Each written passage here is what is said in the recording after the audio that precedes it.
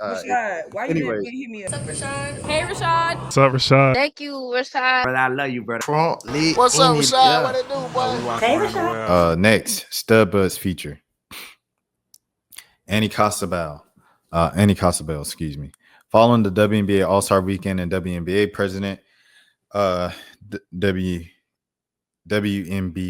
President Nneka Nwumike told the Studbudz they're changing the league. But what's changed in the Buds in the 4 weeks since? Simply put, quote unquote, business has been booming. This is from Front Office Sports. Shout out to Annie Costabile, one of the best, if not the best journalist who's going to get the stuff, you know what I mean, in the WNBA. Shouts out to Annie for sure.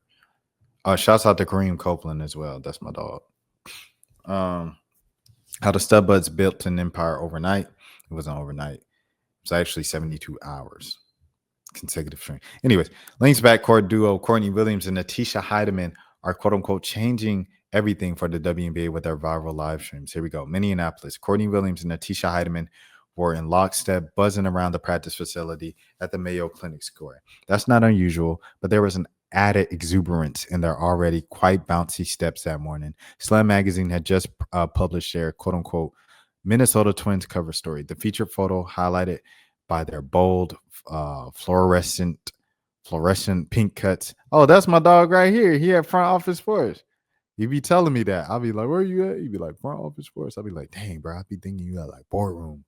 Highlighted their bold fluorescent pink cuts and Lynx Rebel Edition uniforms against a bright yellow backdrop captured by their bravado and cemented from what's been a legendary 2 months for the Twins. Since launching their official Studbudz Instagram account with a picture of the pair at Disney World on June 2nd, they have amassed over 113,000 followers. Their Twitch live stream account, which also launched in June, has over 78,000 followers. Many WNBA fans mostly experienced All-Star Weekend through their now famous 72-hour stream, which included several viral moments, including WNBA Commissioner Kathy Engelbert dancing to Nuck If You Buck and an after-party with Diplo in Indianapolis. One of their live stream videos from the All-Star Weekend has amassed over 500,000 views, and another has amassed over 300,000 views.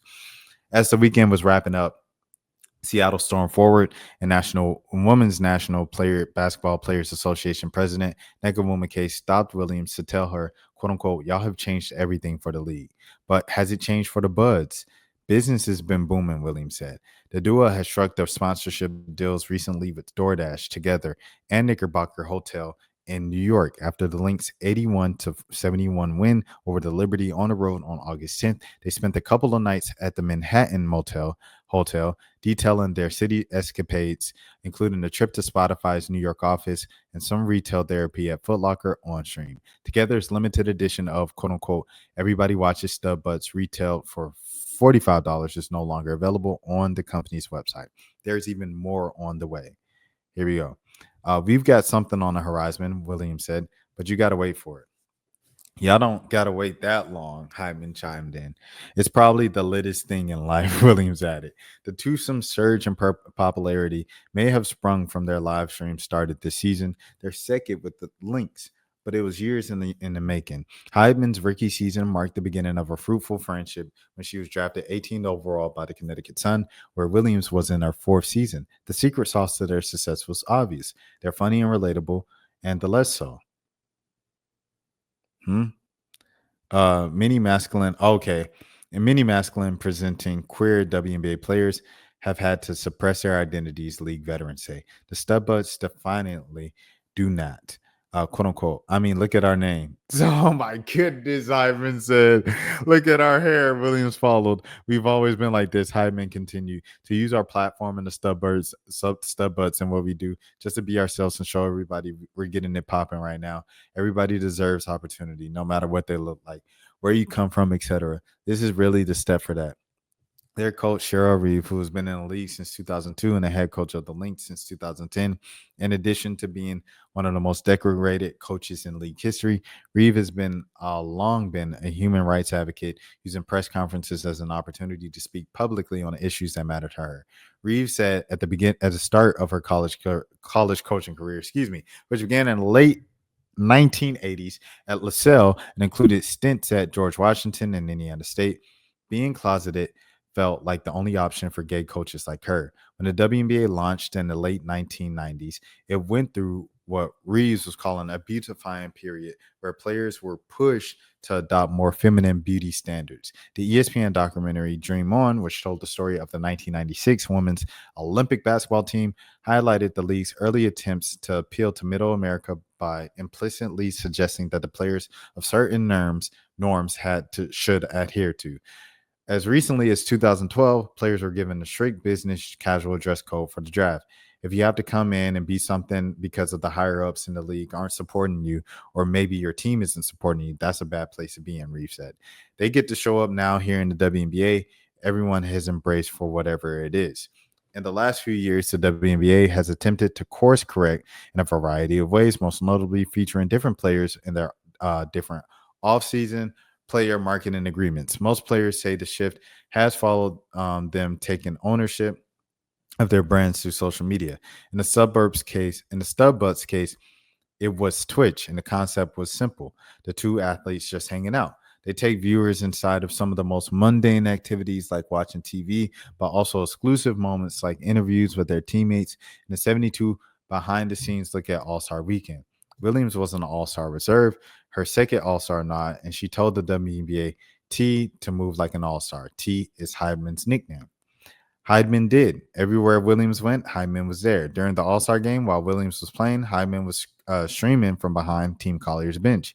At one of the WNBA's exclusive parties, the stream captured Indiana Fever forward Ilya Boston taking a drink out of teammate Caitlin Clark's hand. Another viral moment was when Awumike walked into the Buzz hotel room to alert them at an upcoming Women's National Basketball Players Associated meeting. As the Lynx returned from All-Star break and as the Studbudz went back to their regular live streams 2 days before beating the New York Liberty 83-71, the Studbudz had their new teammate, former New York Liberty guard Jalen Sherrod, on the stream. During the stream, Williams, self-described avid trash talker, got on the mic and shared her thoughts on Sherrod's arrival in Minnesota. She left her punk team and now she's with the good guys, Williams said, stoking the early flames of what could be the WNBA's new heavyweight rivalry. Oh, yeah, that's going to be tough for the Dream to get past. Following her team's third regular season win over the Liberty this season, Reeve acknowledged the live stream with the quirk of Williams poking the bear and the need to back up her words with the play. The Lynx point guard did, finishing with a season high 26 points. Where do we go? 26 points, 5 rebounds, and 5 assists. She doubled down after the win. I'm going to talk. It's not going to change, Williams said. I don't care if they like our team. They shouldn't like our team because we don't like their team. Neither Williams or Heidman dole themselves down, whether they're talking about competitors or their dating life. It's just really cool that we really just get to be ourselves and people supporting us for who we are, Heidman said. As a result, the pair is proven marketability in the WNBA is no longer wholly contingent on sexuality, presentation, or any other dated archetype. The Studbudz are capitalizing on being themselves in the most basic ways.